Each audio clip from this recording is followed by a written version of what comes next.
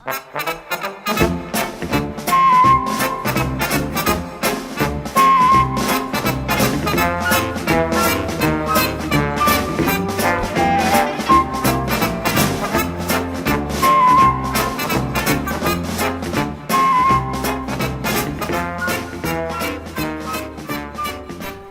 my 4 years at St Margaret's, I'd grown to love living beside the sea, and luckily it was only a few miles up the coast that the curtain rises on the next part of my story, in Margate.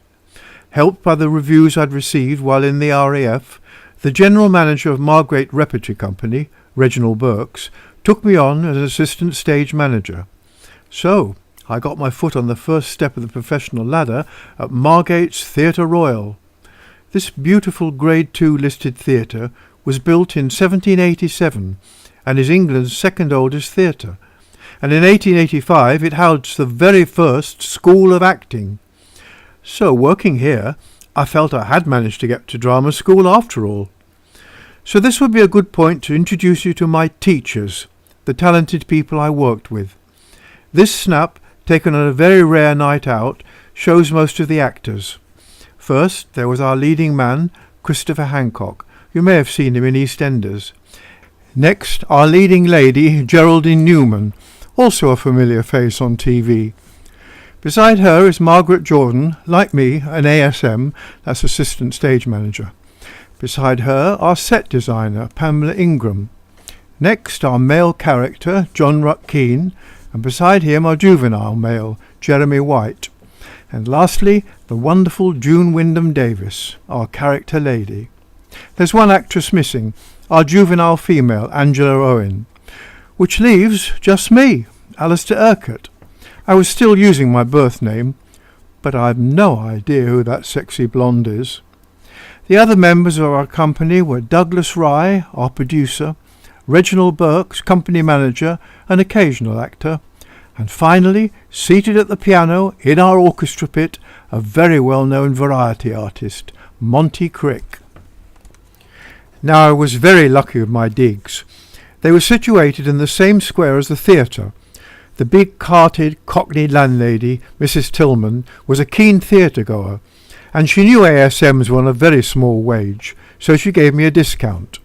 In return, I helped with a weekly wash. No washing machines back then, just a big boiler and then all pegged out to dry in the garden. These snaps were taken in that garden when Brother Stuart came on a day trip from London to bring me a much-needed camera.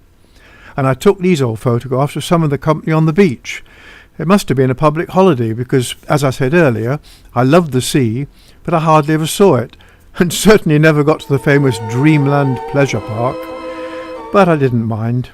I loved the theatre. But it wasn't a bit like amateur theatre.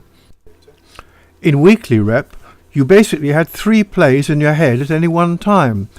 There was the play you were performing that evening, and then back at your digs you learned your lines for next day's rehearsal for the following week's play. And sometimes, if you were lucky, you received the script for the week after that, and you could check out how many lines you had to learn. As an ASM, I also had to go out propping, looking for things needed for the forthcoming play.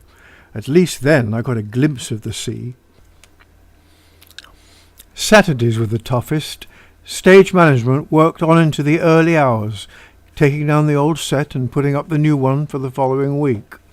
And on those nights I kept my eyes open for the Grey Lady, the legendary theatre ghost. But I never saw her. I spent a very happy year in Margate. My life was completely wrapped up in the magic of the theatre. It was fortunate for me that Jeremy White, our juvenile male, was a tall, well-built Australian, so as I was thin and skinny, I could easily play teenagers, so I got some very good parts, such as Larry in Serious Charge. This was a similar bad boy character to the one I'd played in our RAF production of Power Without Glory. Back then the press thought I might have overacted. This time, assisted by a good director, Douglas Rye, the press said I was a young actor of promise, giving an astonishingly vivid picture of a vicious youth. So, in the short time I'd been at the Theatre Royal, I was learning. Though with my very first part in Margate, I hadn't had a great deal of scope. I don't remember the name of the play, but it was a Scottish period melodrama, and I was supposed to be about 12, so even with a wig and a costume it was pushing it a bit. I only had one line, and it was the last line of the play before the curtain fell. I quote, "I'll take your baubles, mammy." But what I was really longing for was a comedy role, and my chance came when we did She Stoops to Conquer, which incidentally was the very first play to be performed at this theatre back in 1787. My part was very small, but I did get noticed. I quote the local paper. "Of those below the salt, I chose Alistair Urquhart. He looked the part of an amiable bumpkin, and with hoarse voice and dialect he turned the part of Diggory into one long laugh." Well, it was very satisfying to send the audience home laughing. Now I was really looking forward to Christmas, and maybe a good part in a pantomime. But it turned out not to be. We performed Nicholas Stuart Gray's Puss in Boots, which is described as a play for children. I opened the play as I was Cobb the cobbler who made the boots. No laughs, but at least I had a chance to test myself in an older character role. And speaking of older, I was now 22. How long should I stay in Margate? I couldn't save up enough money to get my teeth straightened, let alone in money for the nose job I'd promised myself. Yes, I still had a complex about it, but I didn't have time to sit and ponder. The plays and the weeks, they just flew by. Until once again fate took a hand. One night after the show, I was called to the theatre's small green room bar to be met by one of my old RAF pals. He was on holiday with his girlfriend and had seen my name in the programme. We got chatting, and before they left I'd been offered a job and temporary accommodation in London. Within a month I was back in London, leaving the security of my lovely theatre to join the employees of Sibon, a small lunchtime spaghetti bar in Lancaster Gate.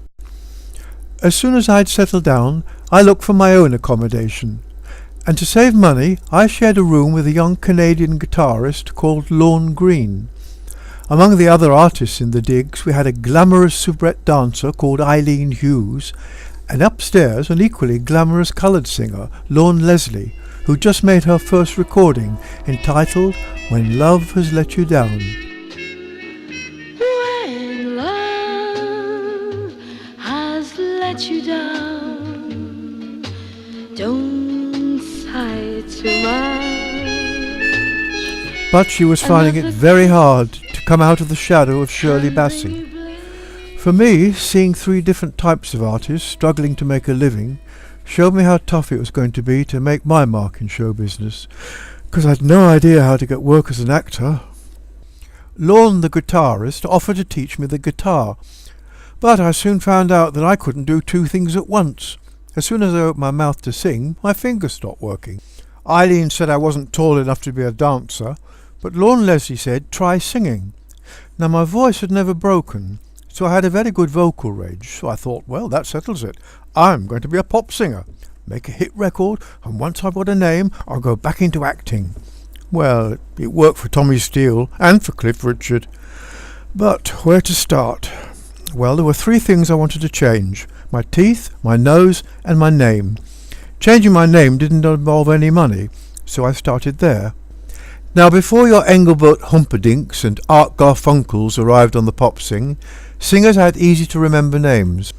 I wanted to keep my Scottish roots, though as I was born in London, I wasn't entitled to wear a kilt like Brother Stuart.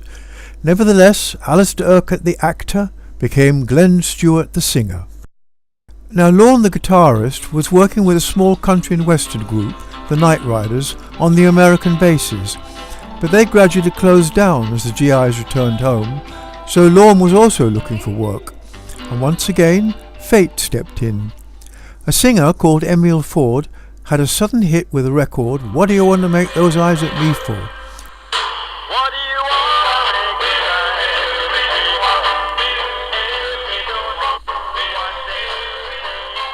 make me Emile's success left a vacancy for a group at the Breadbasket in Cleveland Street. Lorne was offered the job and quickly contacted his bass player and drummer.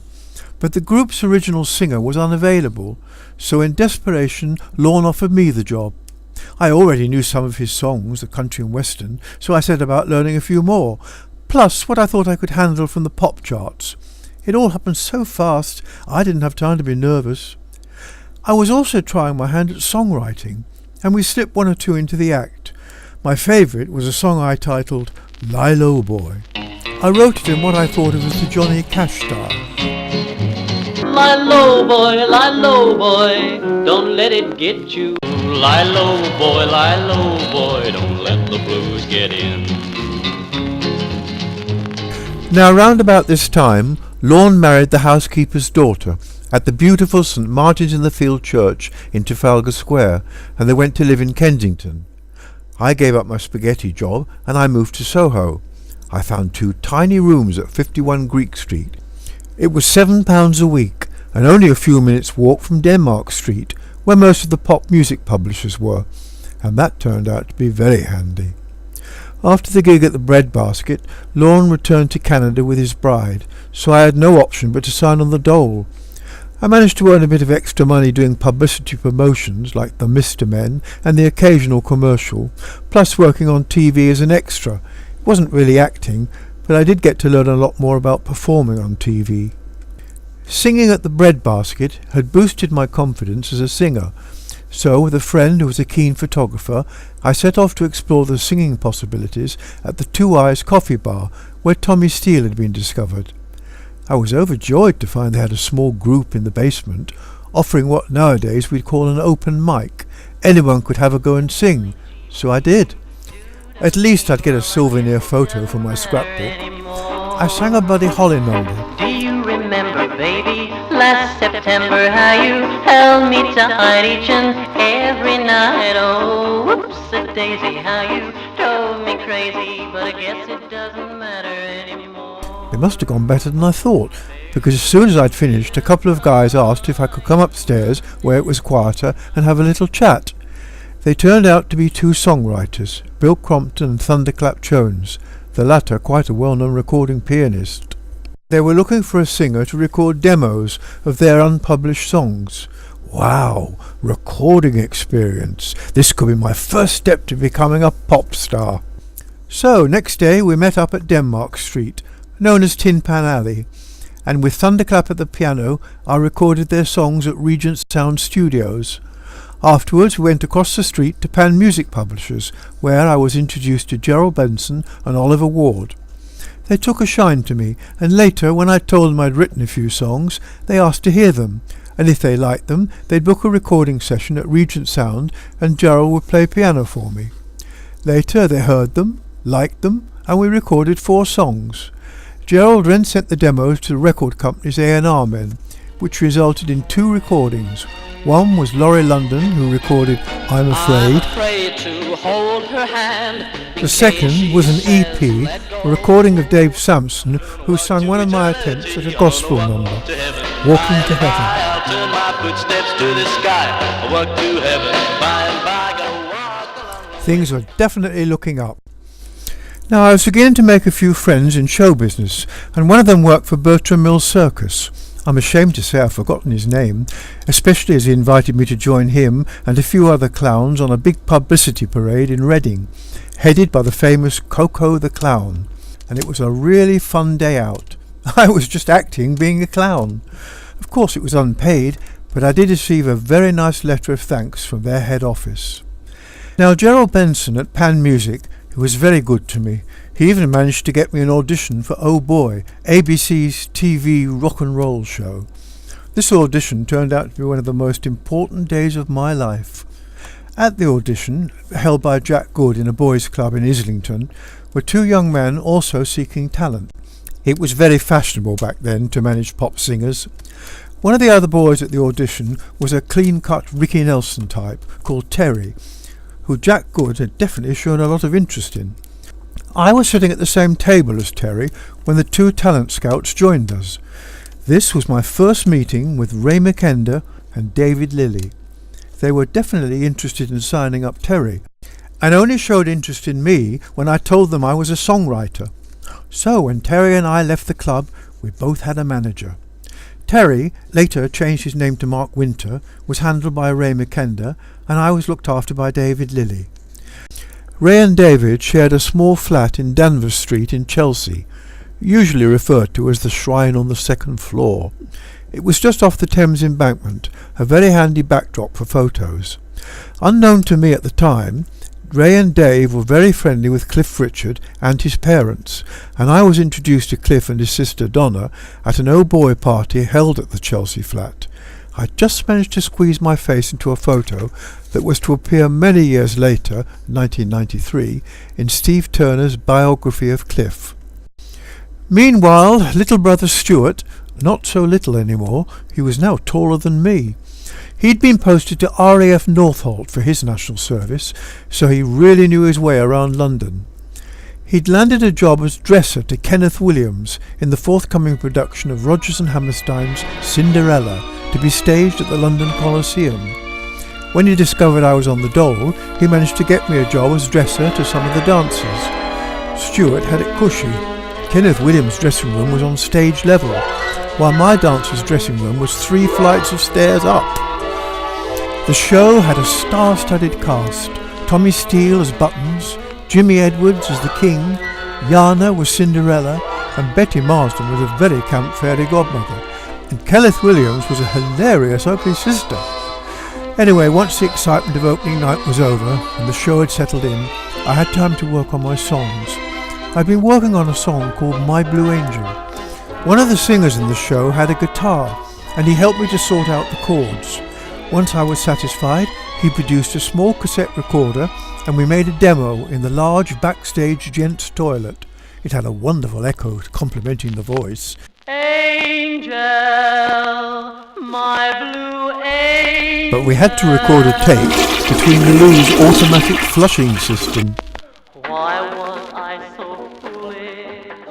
And I was gradually learning that I could trust David. He had a warm and gentle nature, and some weekends I'd go and help him with the large garden at his parents' home in Cookham Dean. I was introduced to his mother, his stepfather, his sister, and various dogs. His stepfather, Mr. Collard, was the owner of an old established printing firm, and if you've been with me from the start of my story, you may remember me showing you a small printing firm called Collard's. Well, David was the stepson of the current Mr. Collard, and the small printers has only moved 200 yards from the Hippodrome up to Litchfield Street near the Ivy restaurant. Meanwhile, David managed to rent the first floor flat where I lived at 51 Greek Street, and as you can see, it was only a couple of minutes' walk from Collard's where David worked with his stepfather. Managing a pop star was really only his hobby. I risked telling David about my nose complex. He said he couldn't see what I was worried about, but nonetheless, a few days later, I found myself sitting in a Harley Street doctor's surgery discussing my nose. I told the surgeon my complex, and he told me what he could do, but I should go away and think about it.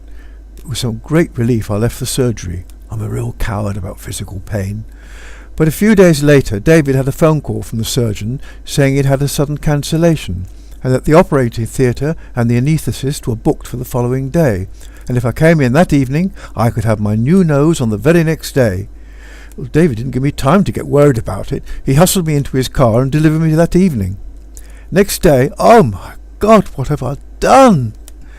Excuse me, I'm going to go into hiding. This will be a good time to clear up a couple of facts. First, remember Mary Clare, the motherly actress in Oliver Twist? Well, I forgot to mention she'd crossed my path again when she did a special Star Week at the Margate Theatre Royal. I was starstruck myself, so I didn't really have a good chat with her. She must have been quite elderly. I remember she came off stage, she removed a grey wig, revealing her own beautiful snowy white hair.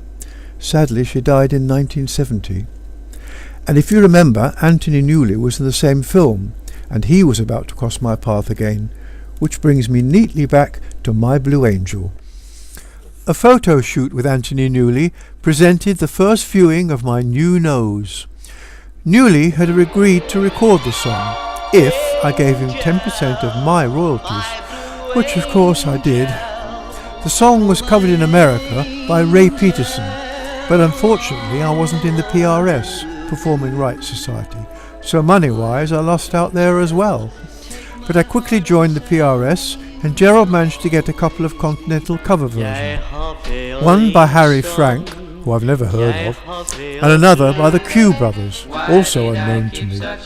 Finally, the song was reissued on a Tony Newley EP, but just in case that wasn't enough angels, I wrote and recorded a new song, Make Me an Angel. Make me an angel. And that got covered by a German guy called Peter Fritz.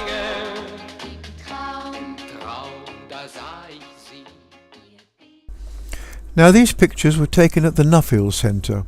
The last time I'd been here, I was in RAF uniform on a weekend pass. The centre is service personnel, and they have a small variety theatre, and they also give out free tickets for West End theatres. That's how I got my first taste of opera. Anyway, David and Ray were keen to give us, Mark and I, stage experience in front of an audience. I had the advantage over Mark with my rep and club singing, but Mark had an advantage over me by being very good looking. That's him out on the right, contemplating his navel. I sang a couple of my own gospel compositions. Actually, standing on a stage again made me realise how I strayed from my path as an actor. I just made another record, this time for Pye, Weepy Willow, again self-penned. But when I sang it on a lunchtime TV show, I was definitely out of my comfort zone. I felt lost without a character to hide behind. So I started looking for somewhere I could act again. The only thing I came up with was a semi-pro group called St Bride's Players, based in Fleet Street. They were casting for a production of Espresso Bongo, which was about a pop singer. Oh good, I could do that. So I auditioned, and I got a small part of a songwriter called Beast. But I did get to understudy the bongo part as well. It was great fun, but the years were slipping by. I needed an acting job that I would actually get paid for. Once more, Brother Stuart came to my rescue. Doing his national service in London had certainly paid off. He'd landed a job as stage manager at one of the Butlins holiday camps. Each of Butlins camps had a playhouse, which was handled by a London-based theatre company called Forbes Russell. Stuart organised an interview for me. I passed the audition, and I was booked to spend the summer season at Butlins holiday camp in Skegness. It was 1962. I was 27. I was still lying about my age, but at last I had a paid acting job.